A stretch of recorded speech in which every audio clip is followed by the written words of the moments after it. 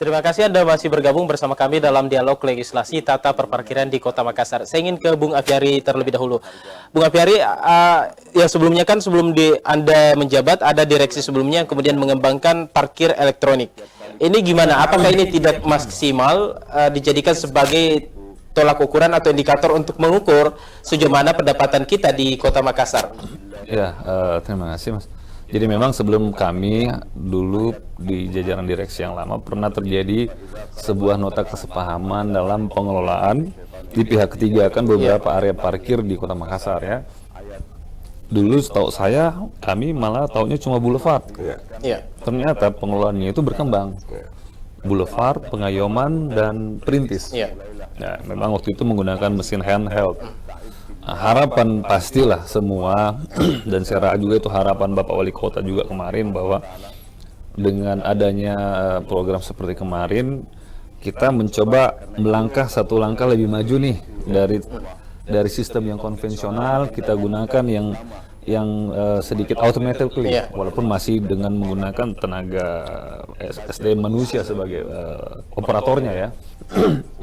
Itu harapan cita-cita kami jujur melihat itu, wah ini suatu terobosan gitu, terobosan yang bagus. Tapi ternyata apa masalahnya kembali ke SDM. Ya, ternyata target-target yang kemarin kan sempat itu juga menjadi evaluasi pada saat kami masuk, yang harusnya pendapatannya diharapkan ekspektasinya lebih banyak daripada dikelola konvensional, ternyata malah lebih sedikit. Malah keuntungan konvensional kita itu setiap waktu masih zaman konvensional malah setengahnya dari itu hariannya. Artinya ada penurunan. Penurunan sampai 50%. Gitu. Makanya sebelum kami masuk jajaran direksi yang lama sempat sudah memutuskan kontrak Pak. Sudah memutuskan kontrak dengan pihak ketiga pengelolaan mesin pembayaran parkir ya, dengan sistem tap cash gitu, e-money dan lain-lain sudah diputus. Jadi memang akhirnya kembali ke yang konvensional, tetapi kembali ke konvensional akhirnya meninggalkan lagi masalah parkir yang baru problematik karena kembali ke status jukir. Dulu mereka adalah konvensional, kembali menjadi pegawai, ketika ditinggalkan putus kontrak kembali ke jadi jukir jukir manual gitu. Jadi memang meninggalkan masalah baru gitu. Dan juga bukan cuma di situ aja, termasuk di daerah pengelolaan di daerah Sombaopu, Penghibur dan sekitarnya itu ternyata masih bekerja sama dengan pihak ketiga. Artinya koordinasi kurang maksimal di situ. Ya kami, saya nggak cerita dulu seperti apalah. Kami masuk, kami tinggal menerima apa yang ada. Tinggal kedepannya akan mengevaluasi. Ini bisa lebih baik apa tidak, ini seperti apa ke depannya, itu tugas kami ke depan. Baik. Pak Wahab, tadi Anda mengatakan secara terbuka DPR membuka diri agar bisa dilibatkan dalam proses penertiban dan juga hal yang lainnya. Apakah selama ini memang DPR tidak pernah dilibatkan termasuk saat yang ribut-ribut di kawasan Boulevard itu gimana? Gini. Posisi DPR itu kerangkanya ada salah satu fungsi pengawasan.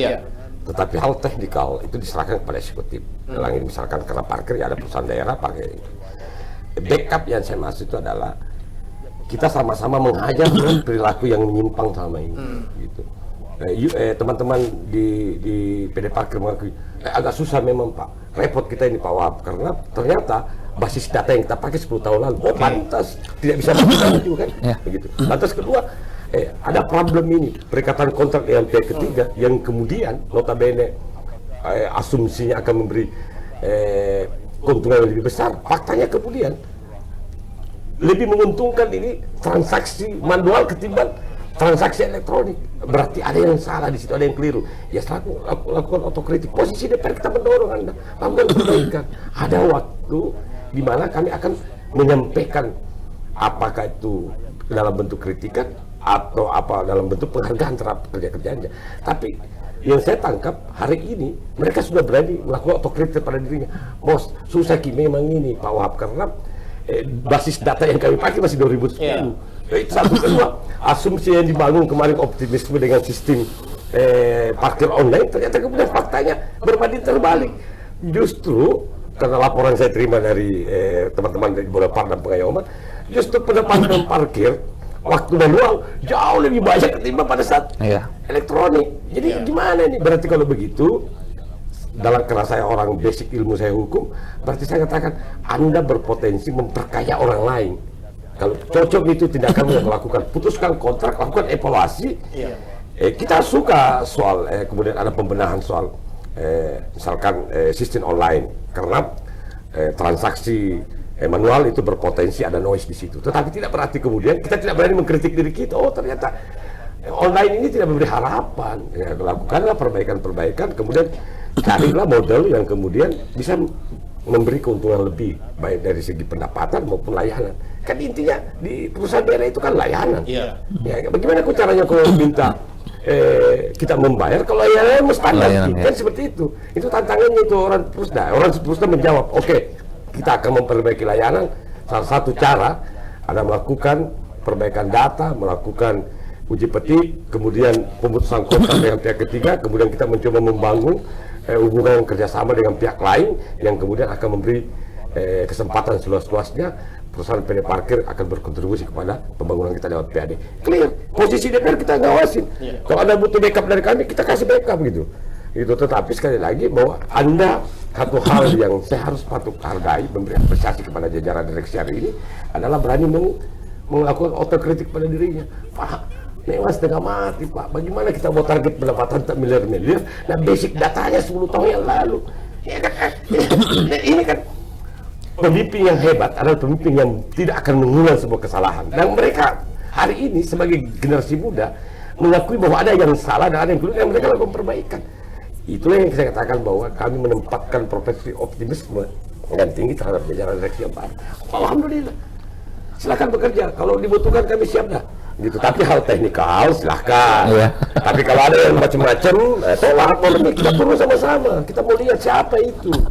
Gitu. Tapi kalau hal-hal yang teknis silahkan, karena kan peran posisi DPR itu tidak kerja dalam hal-hal yang teknikal. Saya sangat tertarik dengan kata-kata Pak Wahab bahwa DPR dan PD Parkir dalam hari ini sebagai pemerintah tidak harus berseberangan, tetapi harus bergandengan tangan. Kalau dia berhadapan, maka potensi yang kita harapkan itu akan setengah mati. Karena ingat ya, tidak bisa dipungkiri juga dalam harapan dan kenyataan itu selalu ada masalah.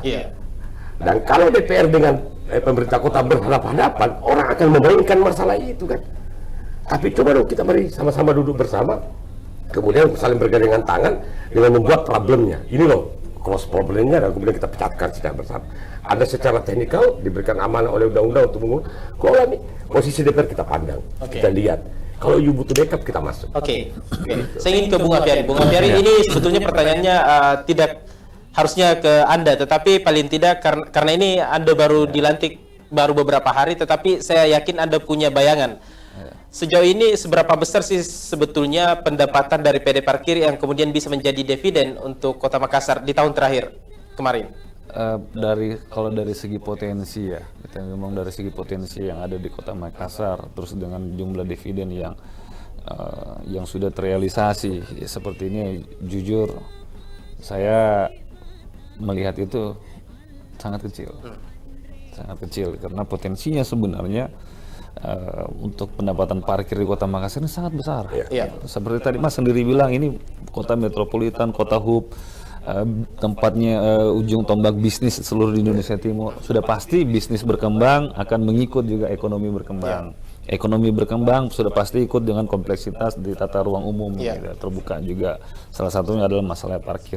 Dengan melihat potensi yang segitu banyak, dengan pendataan yang sangat minim, kadaluarsa data yang tidak bisa dipertanggungjawabkan, dengan proses atau pola monitoring dan evaluasi yang memang kurang bisa dilaksanakan, dengan perangkat penindakan dan pengawasan yang masih kurang, memang sangat kurang, Mas.